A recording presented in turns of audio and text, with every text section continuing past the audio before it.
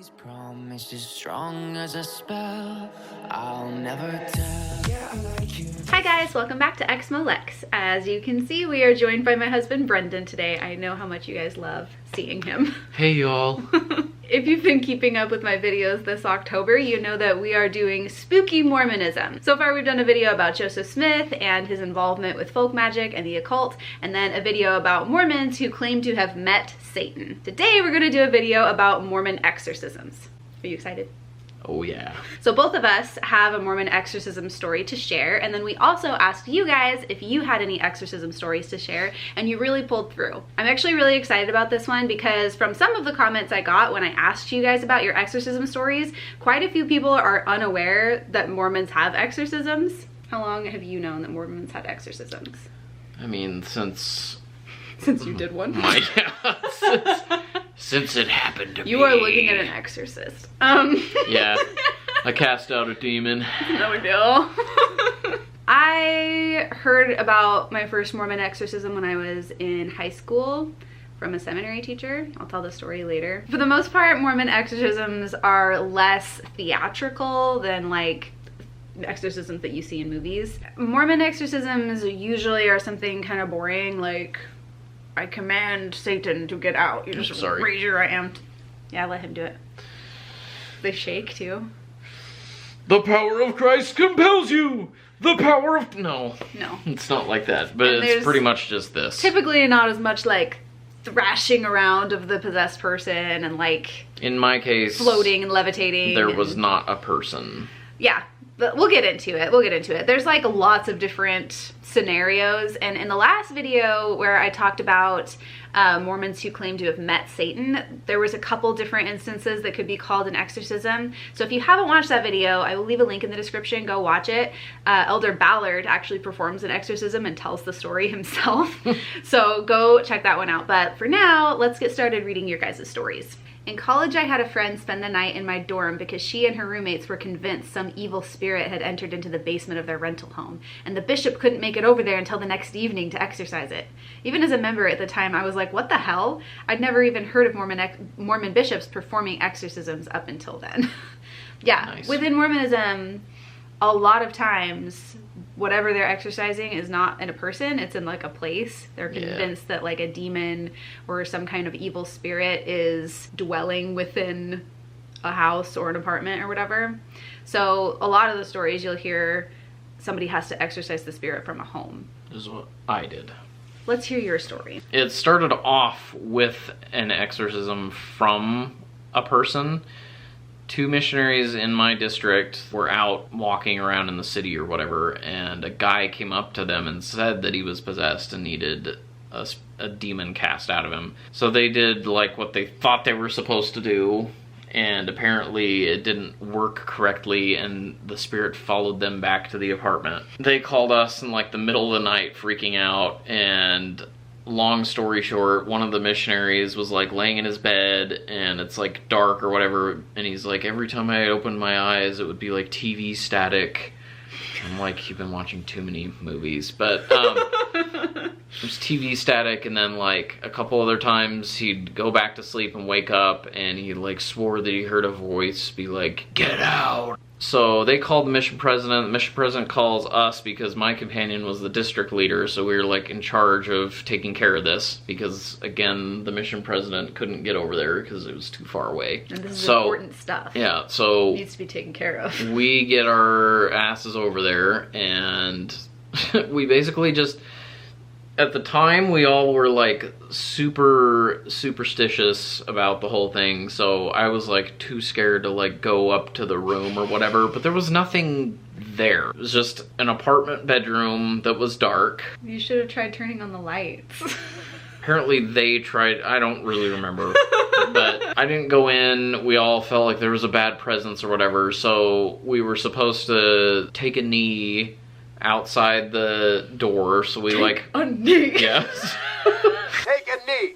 So we all four like kneel in a line facing the doorway and like raise our arm to the square, and I think the district leader, my companion, did the whole like, in the name of Jesus Christ we command you to leave this apartment or blah, blah, blah, whatever.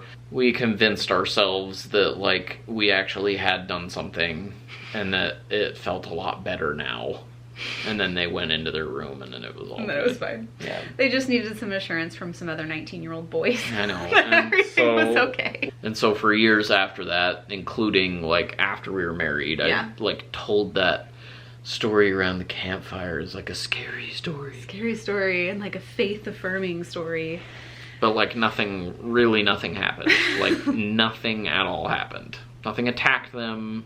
No one got hurt. But, I mean, that's kind of super common within Mormonism, and I mean, you'll see that with the stories in the last video and this one. Like, it's something that they love to talk about. If you have a cool story like this, it's like Mormon street cred.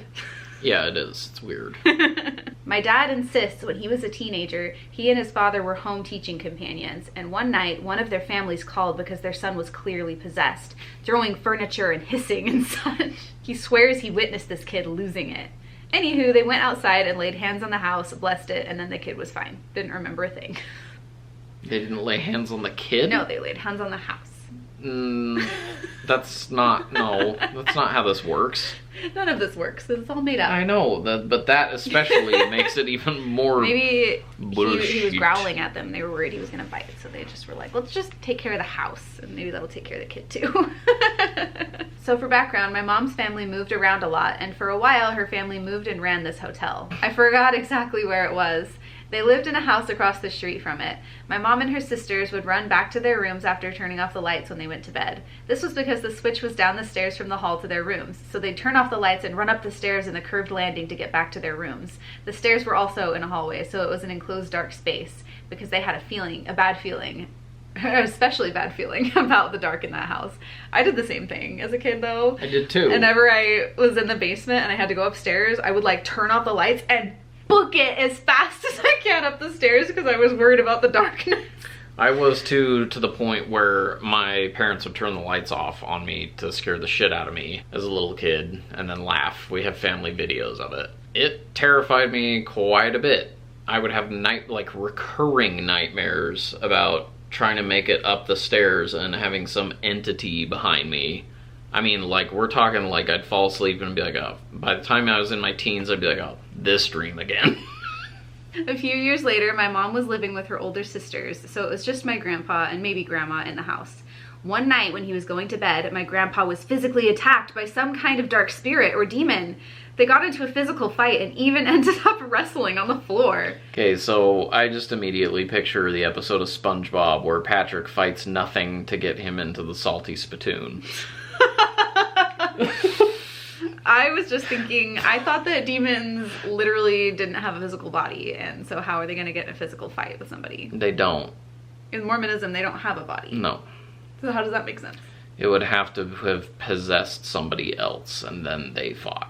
But that's not what it says. No, so that Anyway. doesn't make sense. My grandpa then held up his hand and said something along the lines of, "By the power of the Melchizedek priesthood which I hold, I cast you out." And just like that, it was gone. And that's the time my grandpa fought a demon and won. Your grandpa's You a have- hard ass. You have good storytelling skills. That's a good one. I like that one. Except for, yeah, again, within Mormonism, like the whole point of Satan, like Lucifer and the people who followed him, Well, is that they don't didn't get get bodies. bodies. So I don't know how they could physically do anything to anybody. I was scared of the dark as a child. Actually, if we're being honest, I am still terrified of the dark. My father took my terror as a sign of haunting. And while I was crying one night because my nightlight went out, my dad decided to calm my nerves by breaking out the weird blessing oil and reading some kind of passage from the Book of Mormon. Oh, brother. I was- had the same thing happen. You did? I'm sure it happened at least a couple times. I was maybe 5, and I'm being sprinkled with oil while my father is shouting at evil spirits to leave under his authority as the priest and holder of this house. I don't know if he thought it would calm me, but I ended up being even more scared every night because now it was dark and there were evil spirits in my room. Thanks, Dad. And that just makes it seem to a child like it's more real. Yep. So, The oil he's talking about for Mormonism, do you want to explain consecrated oil? it's regular ass, like, Olive oil. olive oil that they just say a prayer over. But it's consecrated oil. It's used for Mormons to give blessings with. So Healing. it's like special. It's just olive oil. So on my mission, I served in an area where we had 4 sisters in an apartment. It was like medium sketchy, not too bad. The worst thing that happened was that the downstairs neighbors smoked weed and had come into our windows, and as missionaries, obviously, we judged them super hard. Of course. Anyway, the other pair in the apartment was the sister training leaders. So, you know, spiritual authorities to us little normies. And one day, they told me and my companion that they'd been having strange experiences. They'd felt a dark influence or something, and they'd seen the dish sponge fall into the sink when no one was touching it. Stuff like that. I specifically remember the sponge because even at the time I was like, that's not that weird, but okay. It's not that weird. If you set it kind of on the edge, it could just... So we called in the nearby elders who were our zone and district leaders and who also lived in an apartment together. They did the whole hand to the square, cast out Satan, etc., and then did a little rededication prayer to spiritually protect the apartment. We did do that part at the end too. The rededication? Yeah. Yeah. Unfortunately, that is not the end of the story. My companion and I were walking in our area for a while, and one night we were walking around and got anxious. We were convinced a car was following us and that we could feel something really evil, etc. So we went back to the apartment a little early, just absolutely freaking out. I was so freaked out, I put on pants and grabbed a not at all sturdy plastic baseball bat that we had for some reason. You know, so I could bash in Satan's head or something. It made me feel better anyway. The sister training leaders came home and we joined in the collective freaking out and called the elders again. I think the mission president got called too. Anyway, we ended up spending the night in a different spare apartment that the mission had nearby that was empty. I think it was for senior missionaries, but we didn't have enough at the time. And they performed the whole ass exorcism in the apartment before we left. Armed to the square, very temple ceremony, be gone Lucifer stuff. That night at the new apartment, we all started talking about how we'd felt spirits watching over us like our ancestors or something. I specifically remember looking at the family search app on my iPad and picking out a name that stood out like, it was this guy. Love it. That is so something I would have done. Yeah, it is. As a young Mormon, that's hilarious. It is. It was this guy. It was this guy. Homie was looking out for me. Notably from the never Mormon part of my ancestry. That's funny. And then after that, the mission president decided that the sisters and elders needed to switch apartments so that someone with the priesthood was living in the evil apartment. Thanks. Nice. And that's how we ended up getting the sister missionaries in those areas a much nicer apartment. Turns out the elders lived in a much nicer area and a place that felt a lot safer. Oh my god. That was a nice trick you guys pulled. Yeah. Could be a story. That That never actually happened, did it? You just were like, said all that stuff so that you could get the nicer... I'm just kidding. That was really funny though. I love it was this guy. I love the soap sponge thing. Like, things move and fall and tip. That happens. It's not weird. Especially a soap-covered sponge on the edge of a sink. Right. When I was a missionary in South America in the 1990s, the mission president did an experiment where a group of about 20 elders worked 20-plus hours a day for a month. That's ridiculous. I would have fought that tooth and nail and I probably would have gone home. The goal was to find, teach, and baptize as many as possible, in the same day if possible. Mission president coordinated with a stake president who arranged for something that would count as a sacrament meeting so they would meet the minimum requirements for baptism. So we're cheating now. Cheating and overworking 19-year-old boys. Unpaid 19-year-old boys. I can't imagine. Wow, congrats, Mr. Toward the end of the month, one elder working these extra long hours under intense pressure had a kind of mental break and lost touch with reality. He thought he was the mission president and wouldn't respond to his own name. He referred to the APs as my assistants and to the president's daughter as my wife. And when they took him to the president's apartment to try to recuperate, he promptly undressed and took a bath in the president's bathtub. The assumption was demonic possession. Of course. Why would that be the assumption? Why wouldn't you just be it's like... not mental health? He's clearly not doing well after he's been working 20-plus hours a day for a month straight. These people, man. God. It's unbelievable. The mission president did an exorcism by the laying on of hands. Probably several, and when that didn't work, he sent the elder home with the APs, who then gave several exorcism blessings. The next day, the president took the elder to a mental health facility where he received medication and some much-needed rest. There you go. And fortunately, made a full recovery. Imagine that. Wow. I would be very interested to hear how he's doing today, though. Is he traumatized? It sounds traumatizing. Oh, yeah. I can say for a certainty that you would be. My mission was mostly pretty vanilla as missions go, but this was way out there. Yeah. Yeah. I look back and feel for that poor elder who was pushed to the breaking point by completely unreasonable work expectations and then presumed to be possessed when he had a reaction to the extreme conditions he was placed in. Cult! It's just like, it's one of those things where you hear it and it's like, we've heard enough of these stories for that not to be like entirely surprising, but it should be. Like, that should be so shocking, and it's not. It's ridiculous. Oh, my exorcism story was something that my seminary teacher told me when I was in probably 10th grade. He told our whole class this story, and I'm not really sure why, and I still think back on it, and I'm like, I feel like you probably gave a whole bunch of people the wrong impression. This was my favorite seminary teacher, though, because he told the best stories, and he was a really good storyteller, and so, like, even when they were out their stories, it was still so interesting to listen to him, and it was way more fun than just, like, sitting there learning about the Old Testament or something. Yeah. He tells this story where this girl has a sleepover with a friend of hers. This friend of hers comes over, and she's not a member of the church. But I think he said that they were young teenagers or preteens, so probably like 12 or 13 years old. And that's where all the problems started. The friend who came over that was not Mormon was like a lot bigger than her friend. And as they're like playing or doing whatever, for some reason, the one girl wants to leave the room, and the bigger non-Mormon girl stops her and gets in the way and like blocks the door and is like not letting her leave the room, and the girl can feel like an evil presence and starts to get really scared and realizes that her friend is possessed. Oh my God. And there's nobody there to help her. So what she does, this is the part that I'm like, she raises her arm to the square and says, "By the power of the holy Melchizedek priesthood, which my father holds, I command you to get out." And then the demon that was possessing her friend had to leave her body.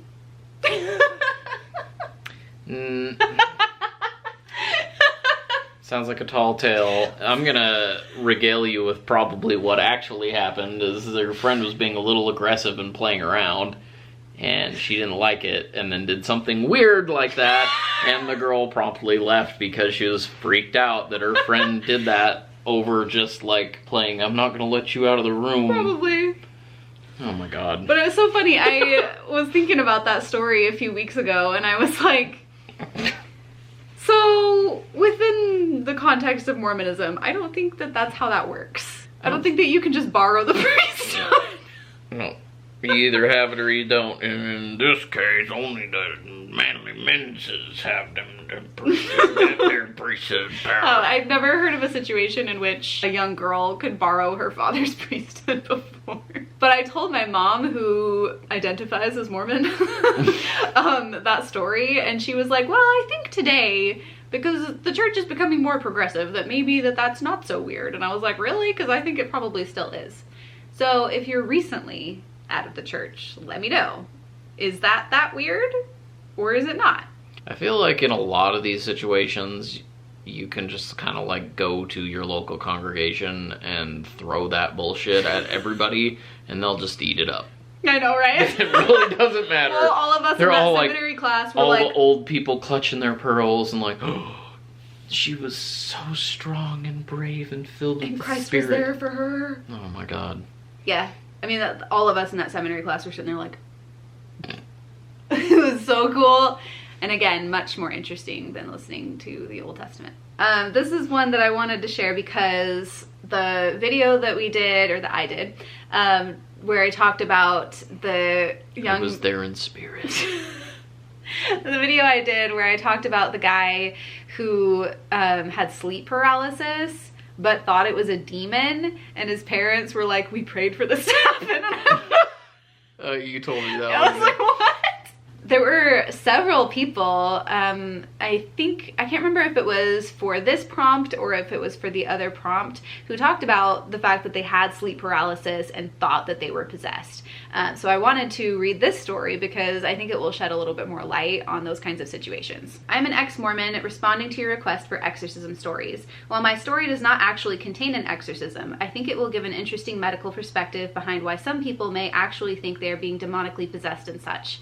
A lot of people think that anyone who says they are being possessed is faking it, and I want to give a potential explanation of why that isn't always true. I thought it would be relevant since the whole premise of exorcisms is a belief that demons can inhabit people or places. Sorry that this is long, but I really think this may help some viewers who have experienced an unexplainable possession experience and may be struggling to understand it outside of a religious perspective. Also, just to protect myself, I am not giving any medical advice in this, just talking about my experience. When I was in my early teens, I started having these terrible experiences at night. I would wake up in the middle of the night, unable to move, open my eyes, or even breathe consciously.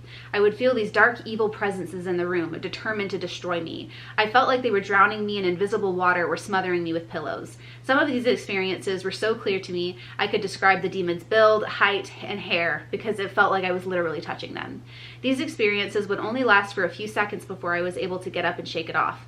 Most nights, however, I would just go right back into that state once I tried to go back to sleep. And I got so anxious, I could hardly sleep for months. This was more than a simple nightmare. It felt so real. I thought I was dying. At one point, I had one of these experiences, and when I had the strength to sit up, I decided to say something to the effect of, "In the name of Jesus Christ, get out, Satan," because that always works on demons in the Bible, right?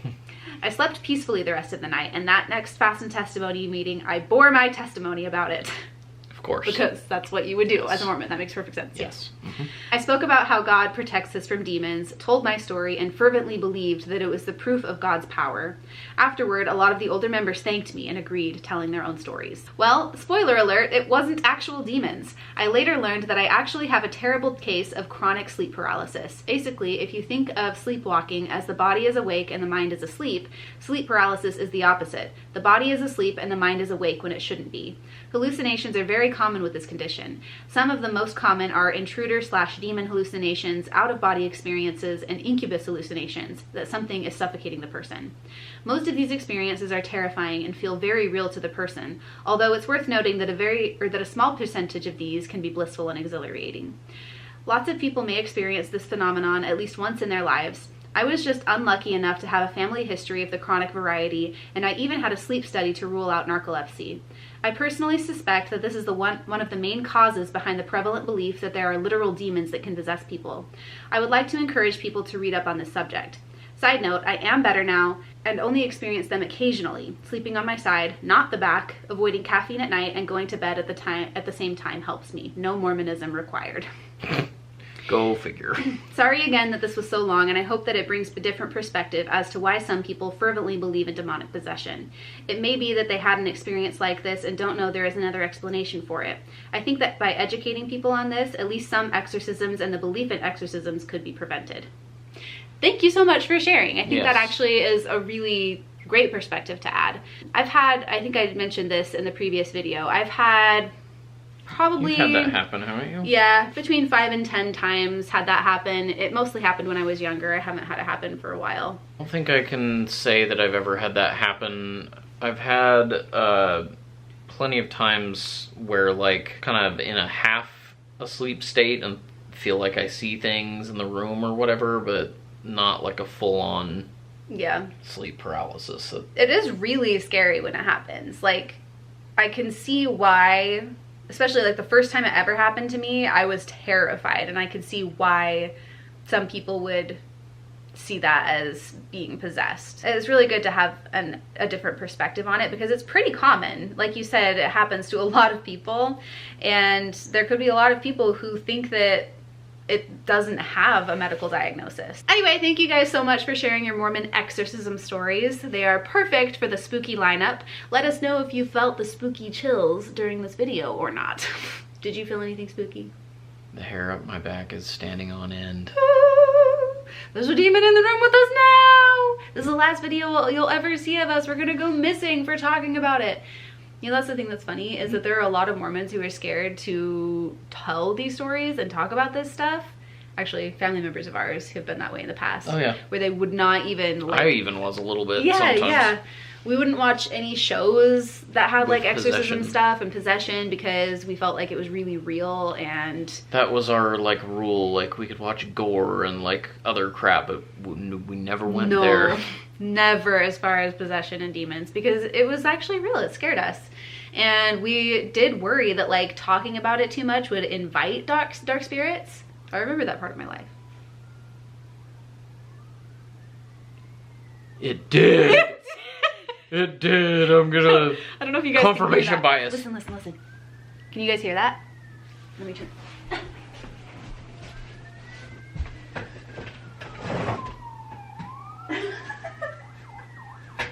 It's our fault. Our neighbors have been possessed and they called the police. Nope, it wasn't here. I mean, I know it's not us. There's demons here all the time. I listen to death metal, so. Yeah, we're evil people, as you can see. Yeah. Anyway, thank you guys for joining us for another episode of Spooky Mormonism. I hope you guys are enjoying this series and look forward to next week when we'll do another Spooky Mormonism episode. And thank you for being here. Huge shout out to my patrons for supporting the channel. You guys are the best. Extra special thank you to Amy and Doug Davis for supporting the channel at the Demon tier on my Patreon. If you guys would like to support the channel, there are links to do so in the description below. Make sure to leave a comment and a like. Those things really, really help me out. And thank you for being here. We'll see you guys in the next one. Bye. These promises strong as a spell. I'll never tell.